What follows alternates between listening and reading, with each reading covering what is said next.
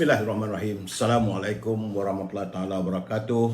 Salam pertemuan, salam pencerahan, salam bahagia untuk teman-teman yang berkesempatan bersama dengan saya. Apa khabar saudara Herman, saudara Muhammad Syed, saudara Azra, saudara Mizi, ya, apa khabar Aziz, Mustafa Ilyas, saudara Syahah Ibrahim, saudara Zabha,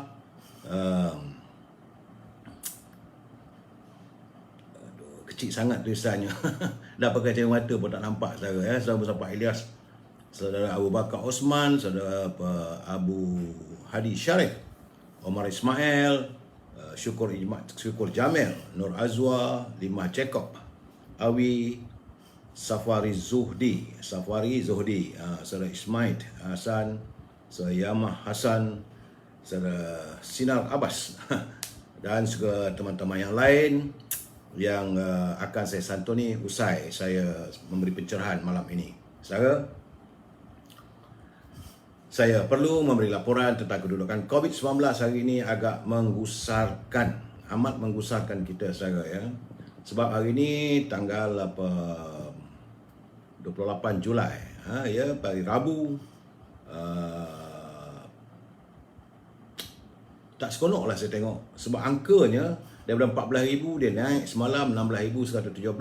Hari ini saudara 17,405 orang warga kita yang dijangkiti oleh virus corona, menjadikan jumlah mereka yang dijangkiti sepenuhnya adalah yang terkumpul saudara, ya, adalah 1,061,476 dan mengundang kematian hari ini adalah 143 orang. 143 warga kita kembali ke pangkuan ilahi dengan menjadikan jumlah kematian terkumpul adalah 8,551 orang. Amat menyedihkan kita saudara bahawa negara kita diserang oleh wabak virus corona yang mengundang kematian sebegitu banyak, ya, sudah 8,551 dan tak terjangka pada kita. Bagi laporan kedudukan di negeri, Perlis hari ini naik 1, semalam 2, hari ini 3, dan di Kedah masih terus meningkat saudara. Di Kedah hari ini daripada semalam 1,000, hari ini 1,112. Saya tak tahu sebab di Kedah ni rasanya di kawasan Sungai Petani ataupun di Gurun saja yang ada kilang-kilangnya, ataupun mungkin dekat di Kota Star. Di lain-lain saya tak tahu apakah takkan Sawah Bendang pun ada virus coronanya, ya saudara. Jumlah di Kedah lah 1,112. Di Pulau Pinang juga terus meningkat 760. Di Perak ada sedikit susut. Terima kasih. Epic Yop Labor menjerit sikit, dia turun. Semalam 583, hari ini 406 orang. Tetapi di Selangor saudara tinggi.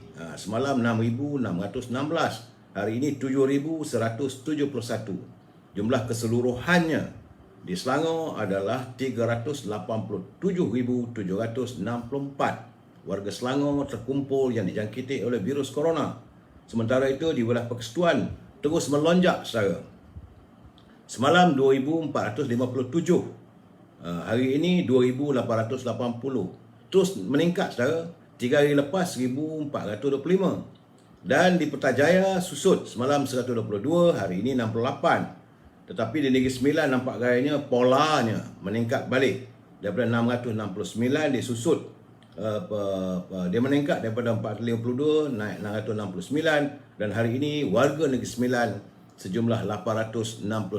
Apa kono kajang dan tak tahulah. Tinggi bona ni. Kemudian di Melaka ada sedikit susut tetapi angkanya tidak banyak.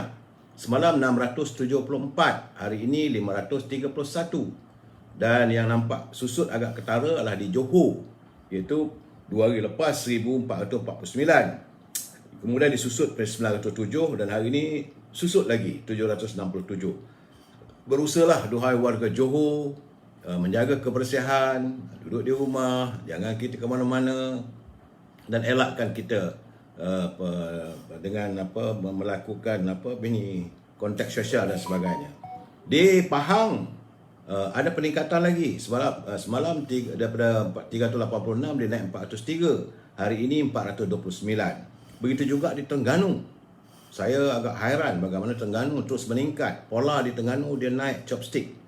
Daripada 245 dia naik 317 dan hari ini 490. Itu di Terengganu saudara. Kemudian di Kelantan ada sedikit susut.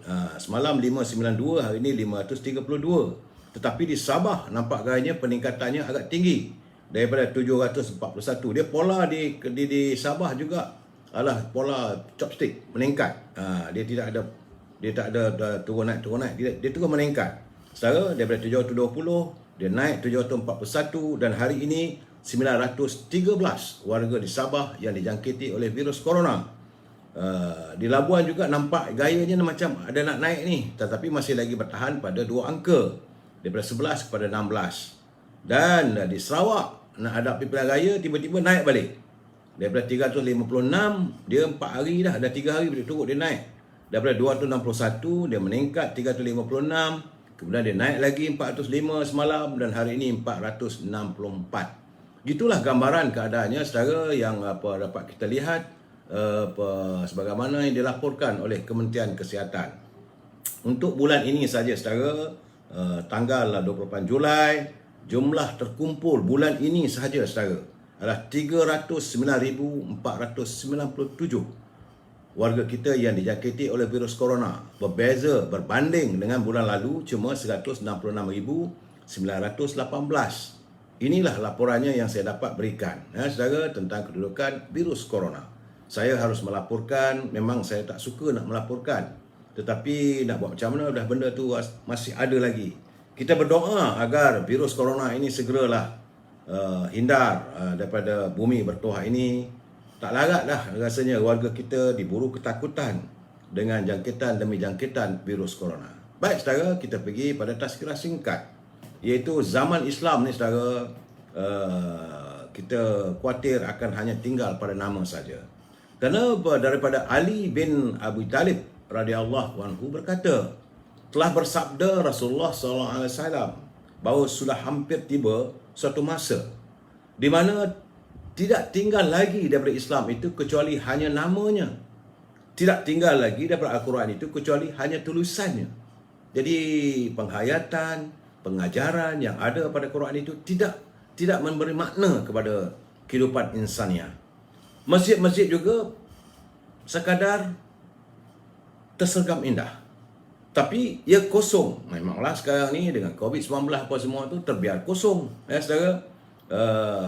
Daripada hidayah, kita mengharapkan dengan banyaknya didirikan masjid-masjid itu adalah hidayahnya supaya kita tempat kita untuk bersolat berjemaah dan sentiasa berzikir memuji kebesaran Allah di samping kita berdoa pada Allah SWT. Dan ulama mereka kata baginda Rasulullah SAW adalah sejahat-jahat makhluk yang ada di bawah kolong, itu di bawah langit. Ini saudara, ini pesan Rasulullah, berhati-hati kerana masjid tersergam indah tapi kosong, dan ulama adalah yang sejahat-jahat makhluk yang ada di bawah naungan langit. Daripada mereka lah berpuncanya fitnah, dan kepada mereka lah fitnah itu akan kembali. Itu adalah hadis riwayat Al-Baihaqi. Saudara, jadi kita harus ambil pedoman ini. Jadi saya mengharapkan agar para ulama yang tahu soal agama, sebarkanlah pengetahuan tentang agama Islam ini sebaik mungkin, sebab kita dahagakan ilmu. Ingat saudara, bahawa kita serapkanlah Islam ini sebelum keadaan menjadi lebih teruk lagi. Jadi sesuatu harus dilakukan. Bersatulah duhai ummah. Saudara, itu tazkirah pendek saya hari ini. Dan mutiara kata kita, orang yang mudah percaya adalah orang yang bodoh. Ini kata pepatah orang Sepanyol.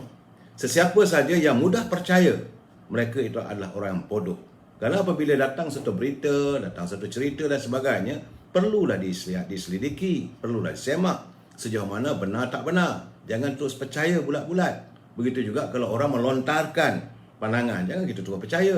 Sekarang ni zaman-zaman menuju sebagaimana sabda junjungan tadi, banyaknya fitnah, dan ulama-ulama kadang-kadang membawa ajaran-ajaran yang tak menentu. Saudara, Saudara Abu Talib, Saudara Samsul Anwar, apa khabar saudara? Saudara Mat Rajani, Saudara Maznah.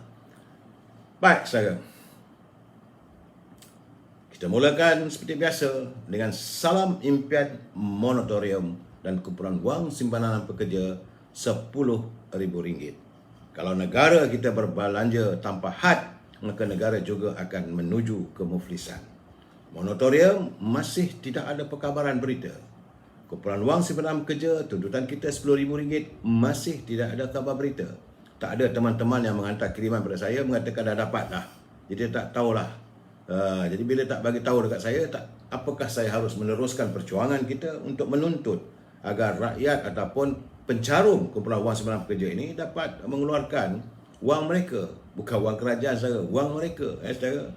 Dan saya masih lagi mendapat melihat daripada macam dalam YouTube dan sebagainya, ada pihak-pihak lain yang menggunakan nama saya, live saya ini untuk melakukan tindakan memperdaya rakyat, menggunakan nama saya, menggunakan gambar saya, kononnya saya lah yang meminta dan sebagainya itu. Jadi sebenarnya tidak ada saudara.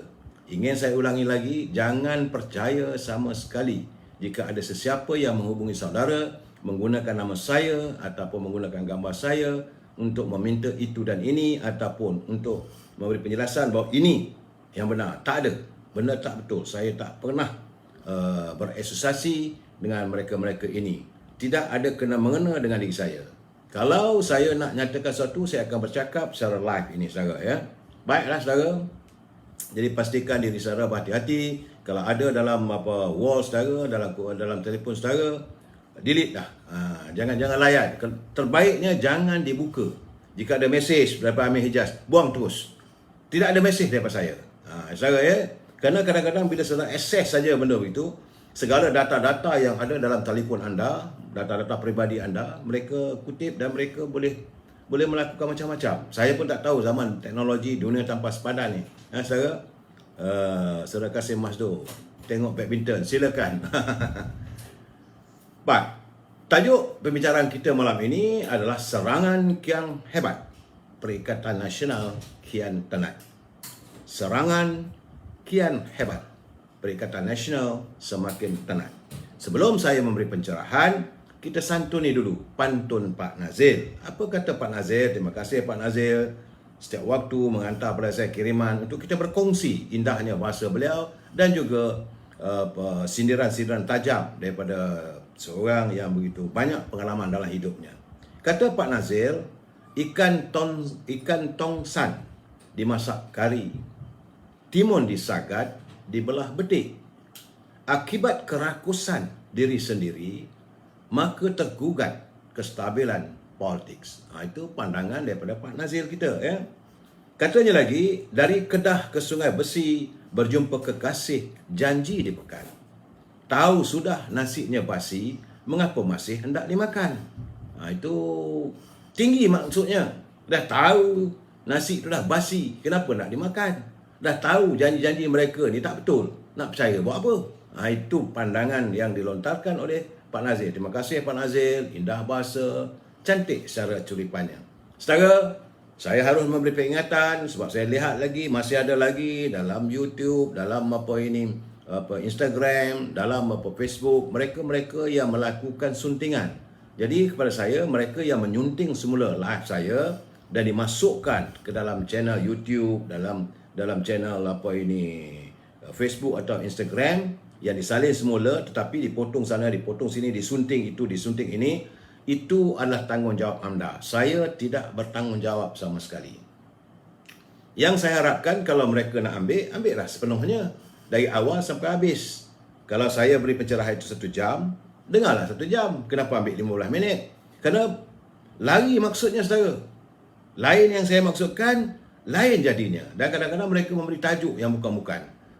Jadi saya tidak bertanggungjawab. Itu adalah pandangan anda, itu adalah kerja anda. Saya tak mau campur dan saya tak pernah pun memberi keizinan. Jadi saya kalau tengok culipan-culipan 15 minit tu tak payah tengok lah. Kerana kadang-kadang saya runsing juga. Runsingnya kerana dia lari daripada maksud. Saya maksud lain. Sebab saya memberi pencerahan, maka saya, sebagaimana yang saya katakan, dia ada A, B, C, ada step by step saya. Jadi kepada mereka yang mau menyunting, berfikirlah. Harap anda berfikir panjang. Kerana anda harus bertanggungjawab atas setiap suntingan yang anda lakukan. Dan kepada teman-teman yang menghantar kiriman kepada saya, gunakanlah bahasa yang terbaik. Jangan kita menggunakan bahasa-bahasa yang tidak menggambarkan kita adalah warga cinta damai yang sentiasa harmonis menyantuni setiap permasalahan, saudara ya.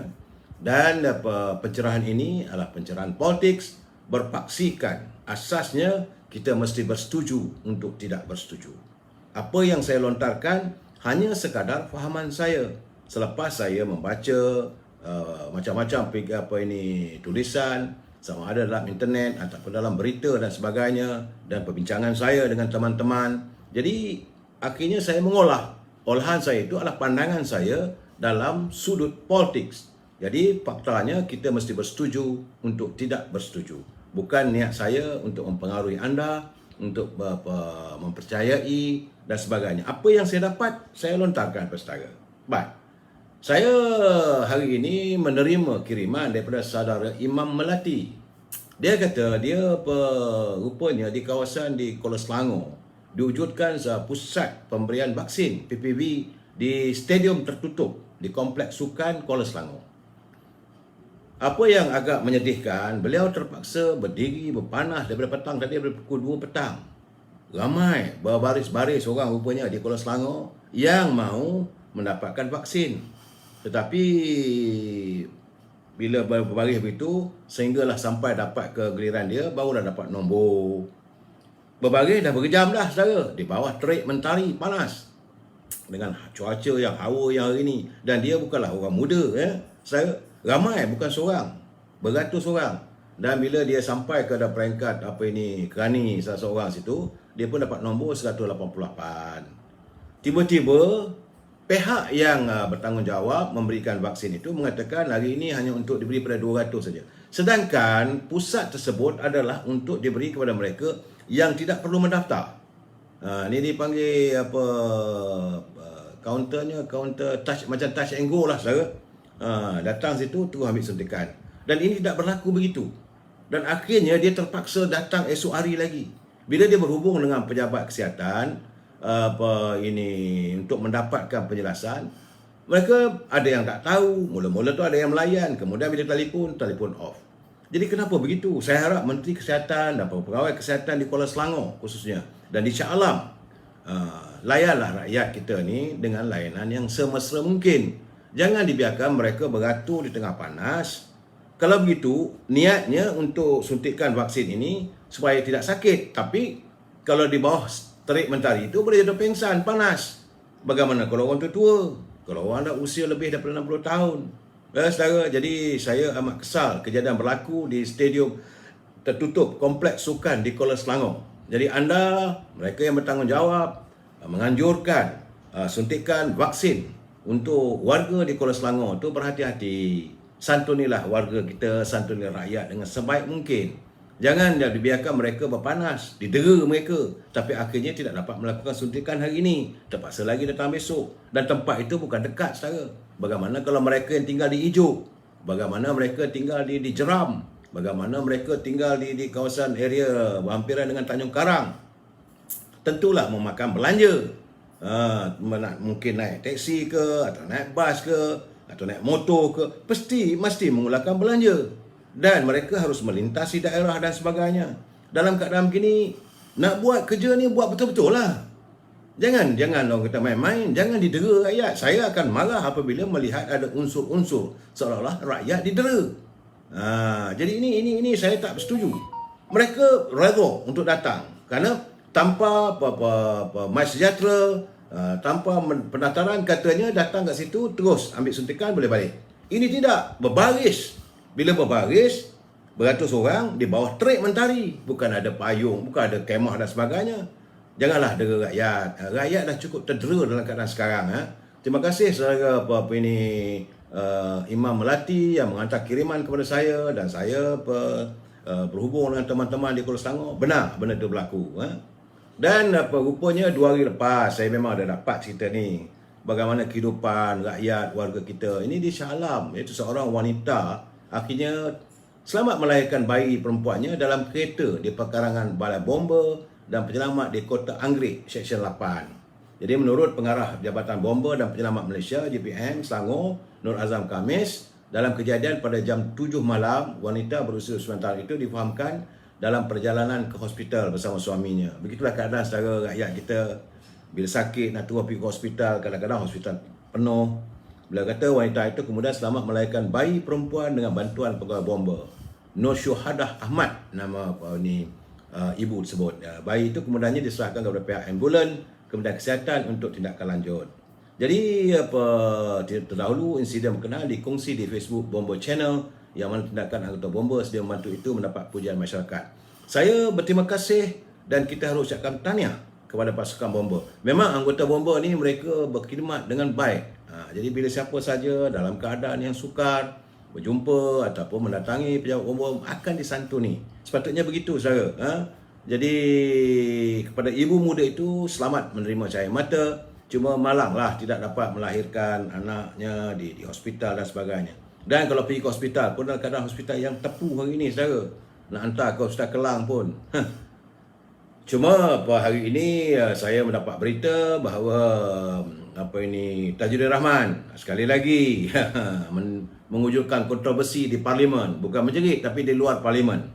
Kerana ahli parlimen pasti salah Tajuddin Rahman sekali lagi di compound kerana melanggar prosedur operasi standard SOP COVID-19 dengan tidak memakai pelitup muka. Ketua Polis Daerah Sentul, B. Eng Lai berkata Tajuddin didapati berbuat demikian di ruang lega parlimen kira-kira pada pukul 2.30 petang semalam. B. berkata siasatan dibuat susulan gambar kejadian itu dimuat naik di Twitter pagi ini.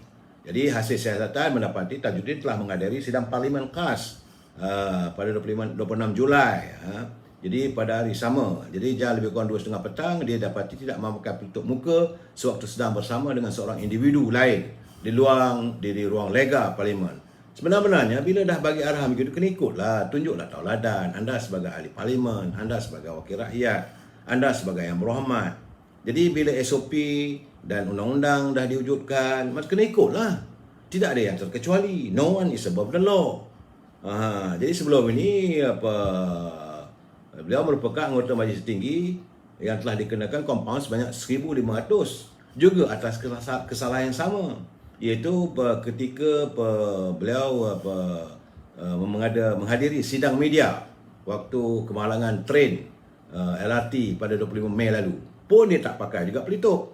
Jadi kesalahan yang sama. Jadi dalam keadaan begitu saya pun tak tahulah.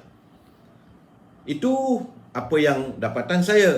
Jadi kepada teman-teman semua, pastikan anda sentiasa memakai pelitup muka. Dan saya ingin menasihatkan, kalau pun benar anda berkesempatan makan, janganlah naikkan gambar anda dengan keluarga dan sebagainya dalam YouTube ataupun dalam Facebook. Kerana ini boleh mengundang masalah. Apabila gambar anda ada, nampak pula makan, kebetulan mungkin ini yang mana lepas ni, bila ada keluarga datang tu, share gambar. Birthday ke apa semua, ini semua cari penyakit. Tak usahlah.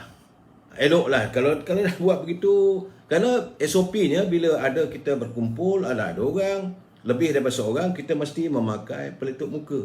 Kalau gambar naik tanpa pelitup muka, itu satu kesalahan.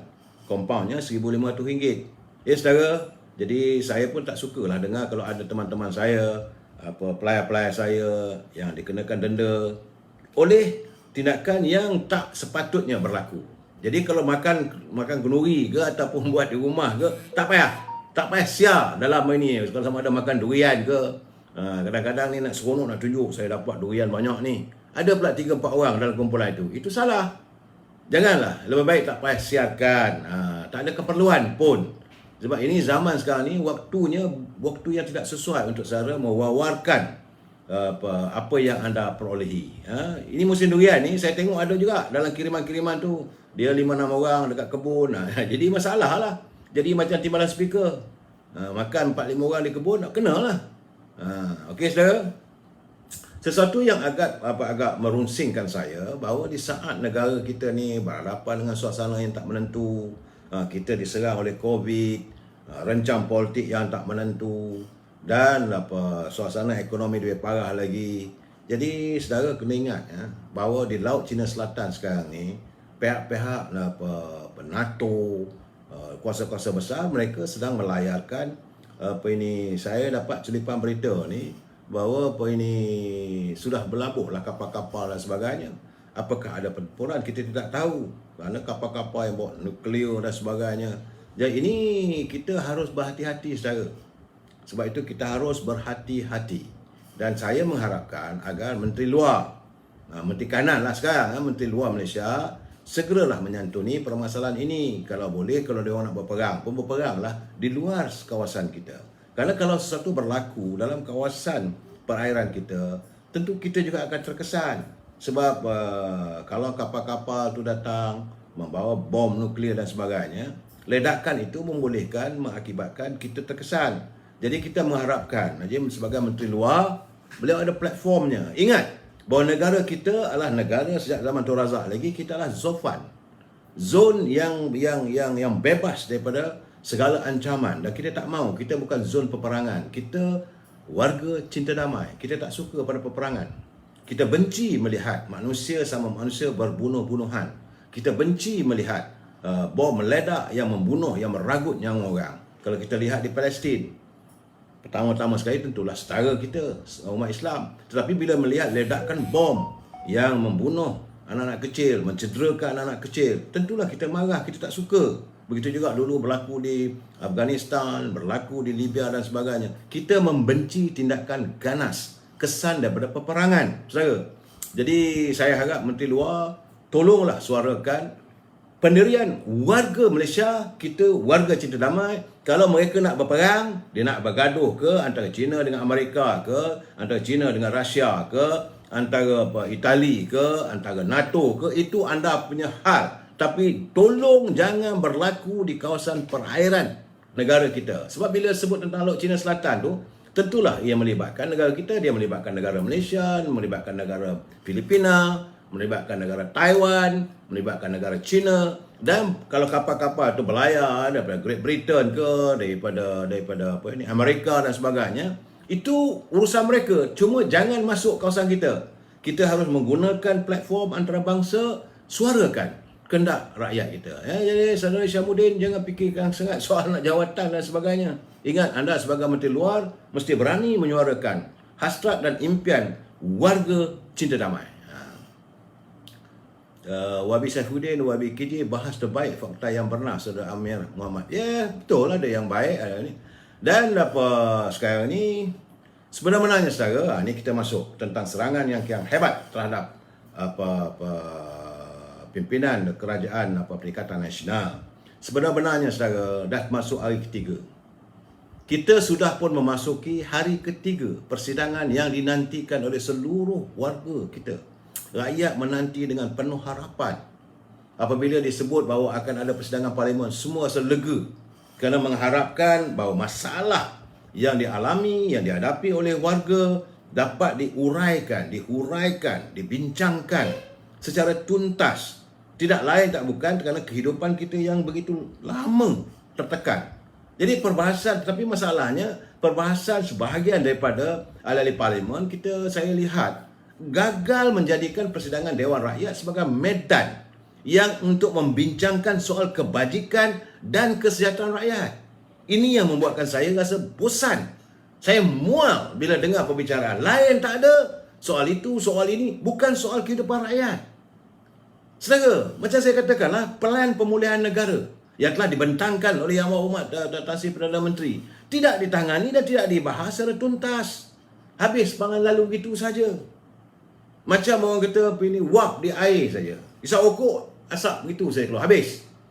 Tak ada. Kita nak perincian. Secara perincian, kita mahukan ada cadangan-cadangan yang bernas, yang berkesan dan menyeluruh. Dan saya cuma merasa agak hairan lah. Macam saya katakan itu lagi lah, bahawa apabila Tan Sri Muhyiddin tidak dapat hadir, dia tak bagi pula timbalan Perdana Menteri yang memberi menjawab ataupun mengemukakan pandangan kerajaan dalam pelan pemulihan negara. Sebab waktu itu kita ada timbalan Perdana Menteri daripada UMNO. Tak ada.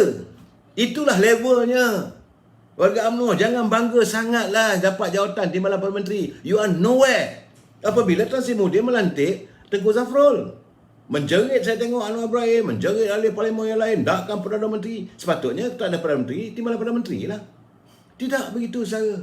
Jadi bagi saya lah perancangan pelan pemulihan ini tidak dapat dijelaskan secara jelas. Jadi bagi saya lah semua itu sepatutnya kita kena ingat ya, bila ada dilantik sebagai seorang timbalan Perdana Menteri, dia akan menjalankan kerja-kerja atau tugas Perdana Menteri semasa ketiadaan Perdana Menteri. Dan ini tidak berlaku. Abang Lok Mak tak payah perasan lah. Ini saya cakap terus-terang. Kang, saya ulah lagi ada benda lagi berlaku nanti. Ya. Kemudian saudara, apa yang kita dapat lihat bahawa sepanjang perbincangan sampai hari ini adalah kegelojohan ahli-ahli parlimen dari pelbagai blok. Cuma saya tak nampak lah UMNO ni banyak bercakap. Yang banyak ni dari blok-blok pembangkang lah, daripada DAP sebagainya. Yang terjerit, terlolong, terpekik, terlolong. Yang membahaskan lain tak ada. Adalah soal perebutan kuasa. Kita nak tahu apa pelan pemulihan negara ini, apa cadangan-cadangan anda sebagai wakil rakyat. Kami lantik anda sebagai wakil rakyat untuk berbahas, memberi cadangan. Jadi, tetapi sebaliknya, akhlak yang ditontonkan itu cukup memalukan. Masih kadang yang amat memalukan. Jadi, ahli parlimen hanya berbahas semata-mata, saya melihat, untuk meraih kepentingan diri mereka. Bukan mereka soal kepentingan rakyat. Tiada cadangan, tiada inisiatif baru yang dikemukakan kepada parlimen untuk dibahaskan. Sedangkan mereka berjanji sebelum ni, tunggu, kita akan bercakap nanti di parlimen nanti. Tunggulah masa parlimen nanti kita akan membahaskan itu, kita akan minta itu. Tak ada. Pelan pemulihan negara dia terbiar begitu. Sebaliknya apa yang ada? Keabsahan. Jadi banyak masa saya tengok dibazirkan. Lain tak ada untuk menegakkan pandangan mereka berhubung dengan jawatan, berhubung dengan keabsahan. Tapi soal kebajikan rakyat, tak ada. Jadi sebenarnya saya kata, apa motif sebenarnya yang minta sangat diadakan persidangan parlimen ni? Kalau betul-betul nak buang tentasi Presiden, tentasi Perdana Menteri, buanglah waktu hari pertama lagi. Ini tidak begitu. Ngongan, macam lalat. Betul saya kata, macam langau-langau. Betul lah peribahasa Tok Mat. Kalau tak boleh jadi garam pun janganlah jadi langau. Betul saya amat kecewa. Selama 3 hari persidangan berlaku. Tadi tak sampailah hari ni. Hari Isnin, Selasa, Rabu hari ni. Kita tak dengar. Masih belum ada sesuatu yang tuntas, yang dicapai hasil dari persidangan parlimen tentang kehidupan rakyat. Saudara, banyak masa dibazirkan. Jadi kadang-kadang ada pula tu yang luar batasan. Dahlah speakernya begitu. Jadi sekarang ni saya timbul persoalan. Kemana hala tuju parlimen sebenarnya? Yang rakyat duk tunggu selama ni. Rakyat menyambut dengan begitu seronok. Bila katanya ada persidangan parlimen. Semua hari persidangan pertama tu, kalau saya lihat daripada Asok Awani ke, yang mana-mana yang live dari parlimen itu, saya tengok 14,000, 20,000, semua duk tumpu pada parlimen. Kebetulan pula rakyat tak bekerja. Semua tengok. Tapi tentulah benda ini menggamit kehampaan yang teramat di hati rakyat. Sebab apa masalah mereka tidak dijawab. Ini tak ada dibincangkan. Saya begitu kecewa sebenarnya. Apa yang berlaku memang amat menyedihkan. Jadi apa yang kita lihat adalah kegelojohan. Beberapa orang ahli-ahli parlimen nak tunjuk dia terror. Begitu. Jadi akhirnya saudara, kita melihat banyak benda yang gelong lah. Saya kata gelong. Contoh saya kata pertama kali tentang darurat. Bila bercakap soal darurat yang kononnya apa ini mula-mula perbahasan tu, tak ada persoalan tentang kehidupan rakyat yang terkurung dan terpenjara di rumah. Tak ada. Tak ada persoalan sampai bila rakyat mesti berada di rumah. Sampai bila rakyat mesti terpenjara di rumah yang tak boleh nak cari rezeki. Sampai bila? Kita nak tahu bila. Tak ada ditangani. Mudah-mudahan apa ni hari Isnin nantilah kalau bercakap soal tentang darurat ni. Tetapi sepanjang 3 hari ni tak ada pun menyentuh soal itu. Tidak ada menyentuh bagaimana rakyat hari ini terkurung di rumah, mereka tak dapat cari kehidupan.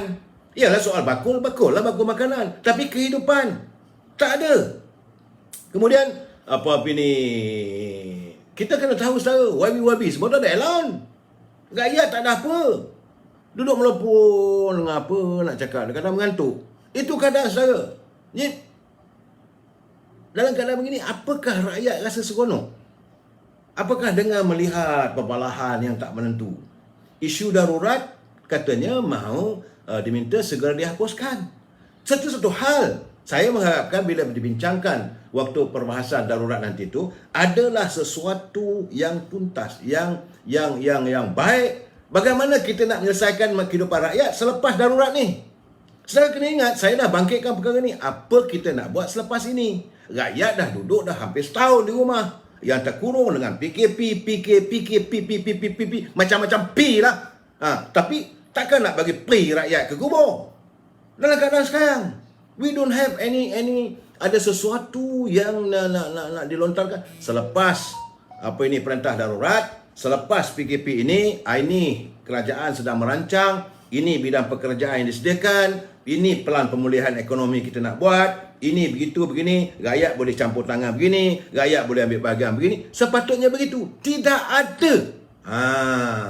Jadi bagi saya, bila Taqiyuddin mengatakan bahawa darurat ini 6 ordinan darurat pada 21 Julai dulu telah pun dihapuskan, ditamatkan, kabinet bersetuju katanya. Dan ini menimbulkan masalah. Bukan cerita tentang apa kita nak santuni selepas 6 ordinan itu ditiadakan. Yang ada tentang keabsahan. Dah tanya ke belum? Dah dapatkan kelulusan pada Pak Agong ke? Itu kita tahu. Itu soal protokol. Itu soal perlembagaan. Itu boleh disoal, tetapi kita nak tanya perancangannya apa? Apa nak buat? Kamu pandai-pandai wujudkan darurat. Kamu pandai-pandai wujudkan keadaan PKP ini. Sekarang ni, rakyat dah terkurung sekian lama. What have you done? Rakyat nak buat apa sekarang ni? Ini yang kita harapkan. Malahan jadi rakyat pula timbul masalah. Sekarang ni, apabila menteri sama menteri bertelagah. Taqiyuddin kata 21 bulan, kabinet dah bersetuju, kita menghapuskan. Anwar Musa kata, belum lagi dalam proses. Jadi, kenapa pimpinan negara perlu memurusingkan fikiran rakyat yang sedia terbeban dengan 1000 macam masalah? Ini persoalannya. Sebab itu saya katakan, persidangan parlimen kali ini amat mengecewakan rakyat. Warga terasa seolah-olah terpedaya dan tertipu apabila pimpinan tidak menyantuni sebetul-betulnya. Jadi, sampai bila persoalan saya? Rakyat harus dipenjara di rumah. Sampai bila rakyat mesti terus menjadi pengemis? This is big question. So, pimpinan negara perlu menjawab soal ini. Kita bukan nak tuntut apa-apa. Kamu dah pandai-pandai wujudkan keadaan. So, sekarang ni katalah nak diangkat balik benda tu. Apa perancangan kamu? Ini yang rakyat nak tahu. Tetapi tidak dibincangkan di parlimen. Kita mengharapkan benda ni ada perbincangan. Tak ada. Semalam, Menteri Kesihatan. Rakyat nak tahu. Perbincangannya mestilah berkisar tentang apa SOP Kementerian Kesihatan. Ini tidak cerita tentang ini tak cukup, ini tak lengkap, hospital gitu. Nak soalnya sekarang ni kita nak tanya ubatnya cukup tak cukup. Apa ubat yang perlu disediakan untuk rakyat yang kena jangkitan COVID, yang untuk saringan, yang selepas mereka ambil vaksin, apa pemakanan perlu disediakan. Kalau mereka sudah terjangkit oleh COVID-19, tak semestinya benda tak boleh berulang. Jadi untuk menyelesaikan benda ni, Kementerian Kesihatan perlu menasihatkan ada makanannya, ada ubatnya. Sepatutnya inilah dipersoalkan, inilah diperhalusi, ini tidak. Ini masalah secara sebenar-benarnya. Saya tengok ada di parlimen, apa benda lah dia bercakap ni. Ini semalam punya cerita. Dan sebab sebenarnya saudara, rakyat selama ini berada dalam buruan ketakutan. Apakah pimpinan di anjung kuasa di si perdana, mereka yang di parlimen tidak tahu bahawa rakyat sekarang ni berada dalam kebimbangan, ketakutan. Jadi semalam bila berbincang soal yang menyentuh hal-hal Kementerian Kesihatan, okey, sudahlah dengan ada hamba-hamba punya cara menjawabnya tu, memang kita pun terlentut liuk. Tetapi apa perancangan, apa perbahasannya yang hasil kita dapat daripada perdebatan di parlimen? Tak ada. Jadi kita nak tanya apa perancangan Kementerian Kesihatan berhubung cara menangani kehidupan rakyat yang terkena jangkitan. Ini step 1, step 2, step 3. Dan kena ingat, bukan hanya hospital di Kelang, bukan hanya hospital Sungai Buloh, bukan hanya hospital di beberapa buah hospital, tapi bagaimana di daerah-daerah. Bagaimana mereka yang dijangkiti oleh COVID-19 di Johor? Bagaimana di Kelantan? Bagaimana berlaku di Kedah dan sebagainya? Ini perlu diperbincangkan dan diperhalusi. Selain daripada kita lain-lain tak ada, tiap hari kita dengar ramalan. Ramalan daripada ketua pengarah. Mungkin akan jangkitan akan naik, meningkat. Ada yang kata 12,000, ada yang kata 14,000, ada yang kata 24,000. Dan ini memberi ketakutan lagi, kebimbangan. Kenapa diberi kerajaan rakyat takut? Sepatutnya kerajaan menjadikan ini 1, 2, 3, 4. So sebagai keyakinan kita, inilah kerajaan yang betul prihatin tentang kehidupan rakyat. Maka disediakan ubatnya, pemakanannya. Mesti ada, tak ada dibincangkan. Yang bercakap soal katil hospital. Yang bercakap soal hospital ini dah tepu. So what is your planning? Ini apa perancangan? Sebab itu kita nak tahu Parlimen mesti ada mengutarakan sesuatu untuk rakyat.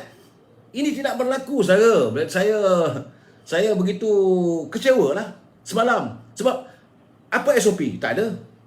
Untuk Kementerian Kesihatan kata okey, bagi mereka yang telah dijangkiti, Kementerian Kesihatan telah pun menetapkan 1, 2, 3, 4. Dan apa ubatnya? Ini cerita tentang apa betasin apa. Itu pun bahawa bagaimana dengan unit farmasi. Ubat-ubatan kita cukup ke tak cukup? Selain kita berbicara soal vaksin. Sepatutnya begitu. Nah, saudara. Kemudian hari ini bercakap soal vaksin. Rakyat semua nak tunggu. Sebab sebelum ini, bila timbul cerita vaksin ni, seantero Melaya. Semua bercakap bahawa kita ni, Parlimen ni, memanglah kita nak ganyang Khairi. Pakai duit 3 bilion, pakai duit 2 bilion. Tak ada. Yang apa yang ada adalah tentang bahawa tempat vaksin ini, rawatan vaksin ini tak mencukupi. Sepatutnya, kenapa tidak dipersoalkan wang negara yang digunakan untuk membeli vaksin? Kenapa tidak dipersoalkan berapa negara telah memberi derma kepada kita? Diperhalusi satu persatu. Jilat, brother. Ini bagi saya lah, saya amat kecewa. Sebab hari ini is a real time. Sepatutnya Khairi dia bila bentak, memanglah bila dia memberi penerangan, dia akan buka, dia sediakanlah dia punya cara jawapan 1, 2, 3, 4 sampai 1 jam. Okey, tapi bila habis tu, bila dibuka untuk perbincangan, siapa yang membangkitkan soal tentang bahawa kita dah luluskan 3 bilion? Tak ada bangkit. Kita menerima derma daripada negara Amerika. Kita menerima derma. Ada berbangkit pun disentuh sepintas lalu. Ini keadaannya di Parlimen hari ini. Bagi saya tentang vaksin ni, cuma adalah Bermota bercakap, Tan Sri Noh Omar bercakap. Cuma agak memeranjatkan saya bila Tan Sri Noh membangkitkan bahawa vaksin ini tersimpan sekian lama. Dan ini tidak jawab. Masih lagi berlegar tentang keabsahan. Tak habis-habis lagi. Kita nak tahu. Jadi dalam keadaan itu kita tanya, apa artinya persidangan Parlimen yang mahu membincangkan soal kehidupan rakyat. Dan rakyat menanti-nanti. Dan lebih soal sekarang ni tentang, kita nak tanya pula sekarang ni tentang pendirian warga UMNO. Ahli-ahli Parlimen UMNO. Yang saya lihat semalam, Tengku Razali dah buat kenyataan bahawa dia tak mahu lagi nak associate dengan pimpinan dia. Dia berredha untuk menjadi bebas. Memanglah dia tak akan menyeberang sebagai ahli pembangkang. Kalau dia memilih untuk duduk bersama dengan pembangkang, maka dia kena keluar parti lah. Dia tak mahu, dia istiakan diri dia bebas. Tapi bagaimana yang lain? Cakap berdegar-degar. Tak ada. Apakah kerana mereka merasakan, aku dah jadi menteri, aku dah jadi timbalan menteri. So this is the time. Tak ada. Aku sepatutnya bila apakah kerana dia sebagai JLC? Duduk sebagai pengurusi tak boleh bercakap ni. Kalau bercakap sesuatu ni seolah-olah mentang kerajaan, nanti ni kecil hati Tan Sri Perdana Menteri. Hello brother, anda wakil rakyat. Jangan fikirkan soal tembulu anda. Jadi saya melihat kadang-kadang begini, sungguh mengecewakan sepanjang persidangan. Dah 3 hari saudara. Saya mengharapkan supaya besok bila masa Yang Berhormat Senator Tengku Zahrul mengemukakan pandangan atau cadangan berhubung dengan kewangan ni, akan ada sesuatu. Saya tak tahu. Tapi saya melihat keadaan sekarang ni amat mengecewakan. Warga memang kecewa. Sebab hingga saat ini selama 3 hari tidak ada sesuatu yang jelas. Hala tuju, keberhasilan dan Apa nak bagi pada rakyat dalam keadaan sekarang ni? Dah kita tak dengar lagi tentang bagaimana dengan moratorium. Kita tak dengar lagi soal apa ini, bantuan prihatin. Tak dibincangkan secara jelas. Tentang birokrasi yang begitu sukar. Mudah-mudahan mungkinlah agaknya mereka kata tak apalah, benda tu kita bincang besok. Tak mengapa, itulah akhirnya bila sampai besok, kerana saya melihat tiap-tiap ahli parlimen yang menentukan siapa boleh bercakap adalah speaker. Speaker saja yang boleh menentukan hari ni bercakap mana ni, hari ni orang boleh bercakap 5 minit aja. Kalau itu ditentukan, macam mana masalah tentang kehidupan rakyat dapat disantuni? This is a big question to me. Dan tadi saya berbual dengan seorang ahli parlimen, dia kata memanglah kita nak buang balik ahli speaker pun tak ada, dia kata susah sebab tak boleh nak buat usul. Walaupun boleh, tapi sebab ini tu mestilah dia tolak sebagainya. Sebab saya pun buka lah buku perlembagaan. Perlembagaan mengatakan perkara 57 ada menyebut 57 perkara 2C. Ada. Kalau speaker itu boleh ditukarkan, bukan tak boleh. Tapi mana wakil rakyat yang ada keberanian, yang ada jati diri?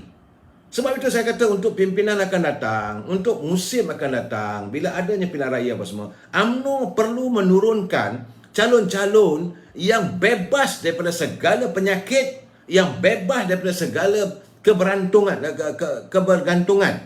Kerana nak memikirkan jawatan dan sebagainya. Sebab itu ada kala saya kata saya bersetuju. Sebab anak muda lah dikemukakan sebagai calon-calon pemimpin akan datang. Sebab saya kecewa, amat mengecewakan. Bercakap lain tak ada, yang lain lah macam Syahid. Apa yang berlaku wakil Arau dengan apa ini pasal salah tu dah cerita lah. Itu bagi saya memang dah wajib lah, wajib dah, tak payah lagi diturunkan lagi bagi saya. Orang Kedah dah mangkak. Macam buah durian dah mangkak, tak boleh buat apa. Cuma saya agak seronok juga bila seorang pelayar saya, Saudara Khair Johari, dia kata paling tidak pun dia kata dia berbangga lah bahawa yang mulia Tengku Razali Hamzah seorang saja yang mengambil keputusan minta supaya diri dia dikecualikan untuk berada dalam blok kerajaan. Bagi saya inilah seseorang yang ada jati diri. Sebab dia tahu keadaannya. I'm not going to associate myself with all this fool. Betul, Tengku Razali dia straight, dia tak mau. Sebab itu dia mengambil keputusan berada di blok bebas. Bukan pembangkang, bukan kerajaan. Dia bebas, walaupun macam-macam orang kata. Dan besok, Bersara Menteri Kewangan akan membentangkan persoalan bajet atau belanjaan yang perlu tanggung untuk meneruskan kehidupan. Persoalan saya, apakah ada ahli-ahli parlimen kita yang akan membicarakan soal tentang kehidupan rakyat?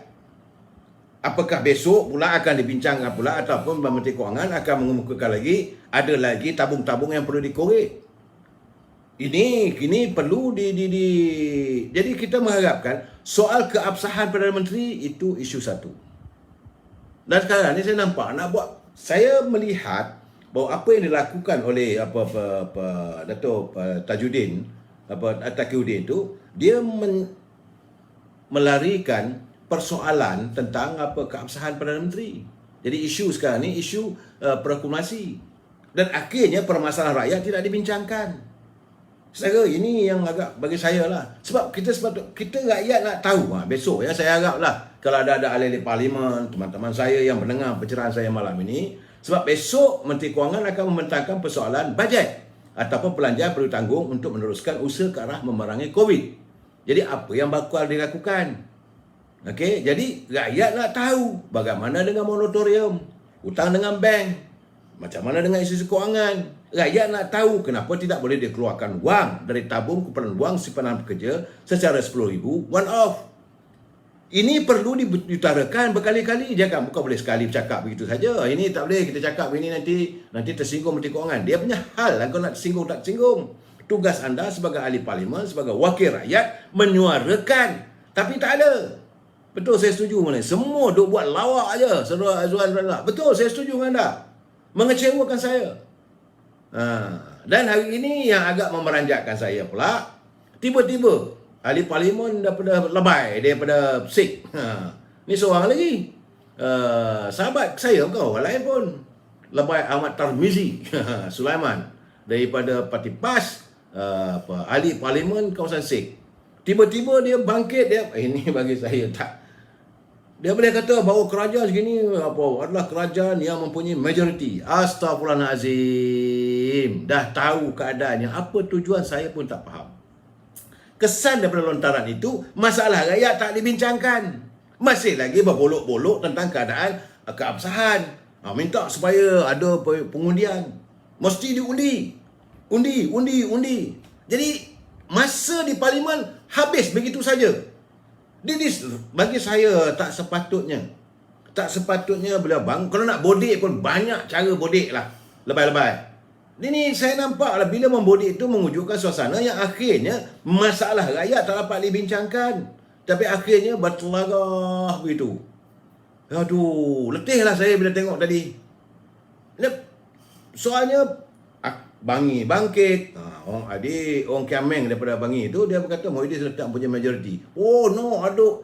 Tak payah. Semua rakyat tahu.